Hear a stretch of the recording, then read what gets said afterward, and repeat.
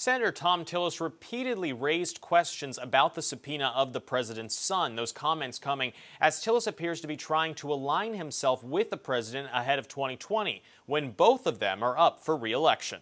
Here's how Tillis responded when asked whether Donald Trump Jr. should defy that subpoena. I'm going to lay that up to Trump Jr., but I think the reality is there's a lot of political motivation for keeping this story going, but if you read the Mueller report, I think it speaks for itself. We want to make sure we don't conflate the two issues. The subpoena came from the Senate Intelligence Committee, chaired by Tillis's North Carolina colleague and fellow Republican Senator Richard Burr.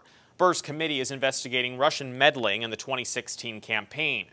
Tillis's comments, the latest in a string of public statements defending the president, come days after a report in the New York Times that Tillis was facing pressure from Trump allies to criticize the subpoena.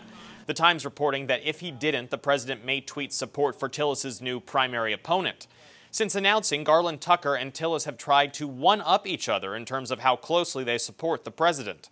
Asked recently if there's any plan to weigh in on the North Carolina primary, a spokeswoman for the Trump campaign said this. Yeah, we don't get involved in primaries. There are no plans at the moment to weigh in on that, and we let the president lead on that front. Tillis and the president have not always been in lockstep, particularly after Tillis wrote an op-ed criticizing the president's emergency declaration to build the border wall.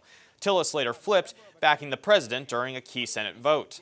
Next week, Tillis's campaign confirms that the vice president will be in Greensboro at a fundraiser with Tillis, perhaps a sign of support for the state's junior senator. Reporting in Washington, Kevin Frey, Spectrum News.